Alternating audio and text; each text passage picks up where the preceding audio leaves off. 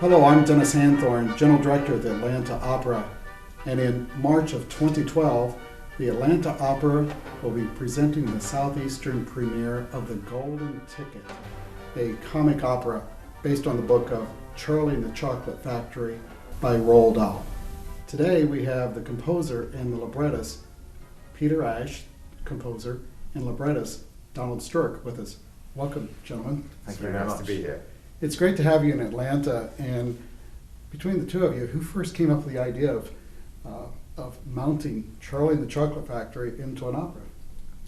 Well, I think it was your idea, actually. Was it? I Yes. don't know. We could. I had this loose role with the Dahl estate after Roald Dahl died. I got to know him. I was a young director at the BBC, and I made a documentary about him. And after he died, his widow had asked me to help her set up a commissioning program to create new orchestral pieces. And we had actually commissioned our first opera, which Peter conducted. And it was in the course of conversations about that I gave him some songs that somebody else had written for a musical to just have a listen to see what he thought about.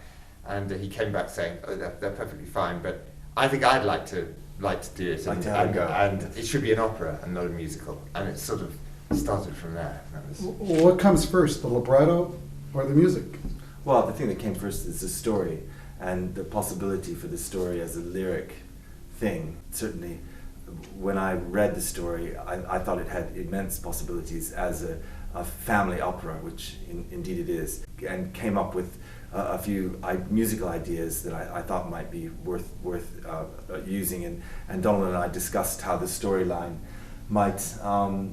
might be presented on the lyric stage, and that's a big challenge. Well, talk a little bit about the creative process of how you take a book that's so famous and transform it to the stage. Well, I think the chief sort of dramaturgical problem with the adaptation is what to do with one of the main characters, i.e. Charlie, the little boy. Because one of the reasons the book is so powerful is because Charlie's a little bit of an empty space, the reader is unable to put themselves into his position, and therefore the reader becomes in some way a participant. Now, I think when you put something on stage, you have to deal with something else. In fact, it's quite funny that Dahl himself once described, off the record, but Charlie as a boring little bugger. You know, he is. So you have to deal with that. And one of the ways we dealt with it was to bring in a little bit of extra tension about him winning the ticket. In the book, there's no sense that he deserves to win the ticket. It is just purely luck.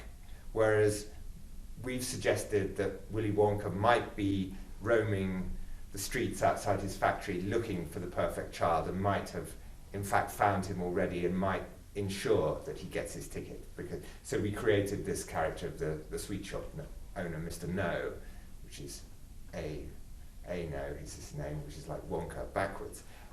So that was the principal thing we did that changed from the original. Otherwise, we've been pretty faithful to the original story. And as Donald said, when you read the story, you become Charlie, and to suddenly see the person who you might have become in your own imagination on stage is a real challenge. And it's particularly a challenge in relation to the other four children in the story.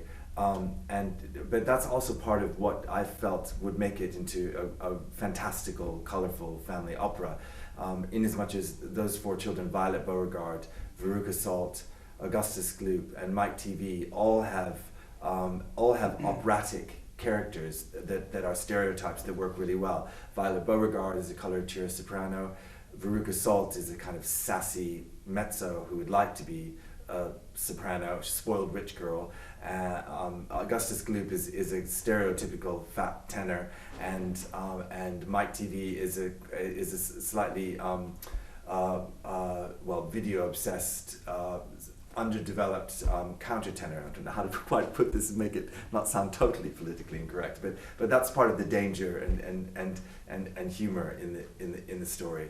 And if I can just chip in too, that's one of the reasons why we made those grotesque children into adults, was again to help throw the spotlight onto Charlie as the only the only child.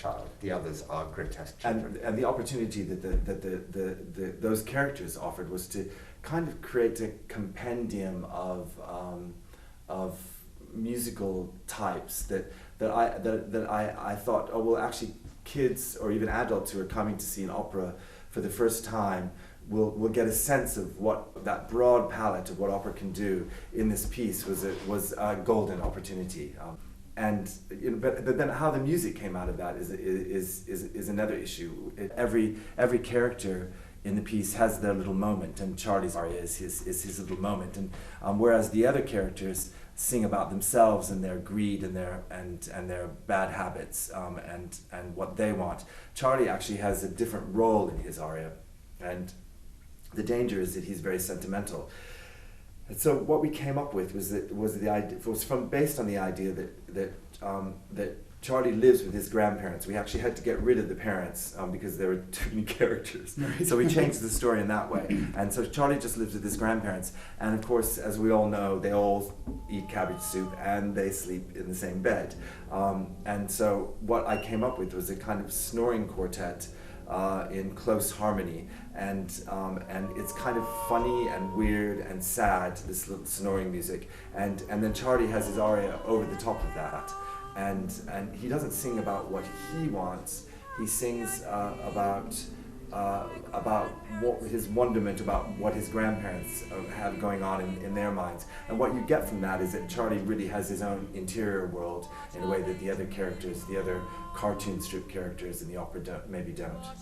Peter, you're the composer of this work, and this is the first time that you're going to have a chance to conduct this work. Can you tell us a little bit about that and what you're thinking about? I might be able to tell you about that after the fact. Well, I just know that when as a conductor, your responsibility is to literally be the lightning rod of the conductor, I think, between what you feel the composer might have wanted the music to sound like, and the players and the audience, and what a conductor's job is to imagine the sound and shape the sound while it's going on using gesture. And I think my problem is that I'm so excited at even the idea of hearing my own noise come to, I mean noise in a positive sense, I hope, come to life.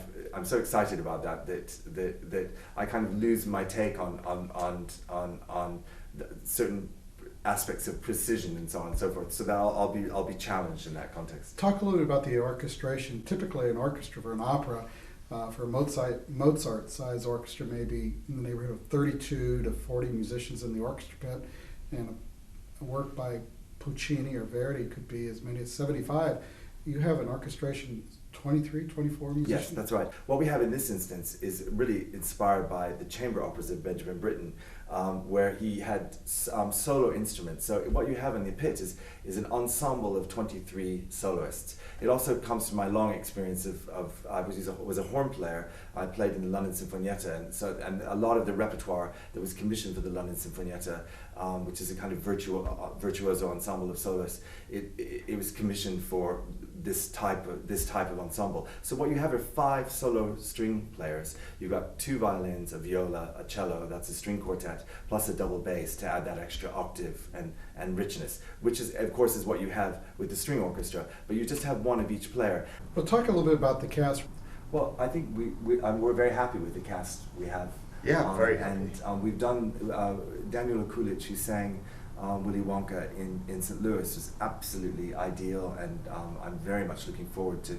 But if I could just chip in, yes, I think actually one of the things which you're not going to see in this production, but perhaps if you come and see it, you'll ponder on it, is this idea we had that Willy Wonka was really quite old, and that's why he gives up the factory, and that there's a real reason why he needs to hand it on to a child. And Dan Kulic sings absolutely fantastically, but in some ways he's a little bit too young and glamorous. He's definitely glamorous. For the character that we were talking about. Tell us a little bit about the audience response, and you have traditional opera audiences that come to see this opera, and a large number of first-timers coming. You mentioned a lot of families will come to see this production. Talk about those 2 type of audiences and their perception of this work. Well, I think we mentioned that before, that the opera was intended to be for a family audience. Wexford in Ireland is it was an older audience, but the great thing about that was the ones who did come and who brought their children and indeed grandchildren. Those are the ones who the piece is for, and it really worked for those people. I think I'm very confident about saying that. In St. Louis, we had much more of a family audience, and there was much more buzz. The effects are great fun, and surprising, and very different from the movie, and very theatrical. Well, we hope that you will come and see The Golden Ticket, the Atlanta Opera 2012 at the Cobb Energy Performing Arts Center. I want to thank Peter Ash, composer, and Donald Sturrock, librettist, for visiting with us today, and we hope to see you at one of our performances. Thank you very much.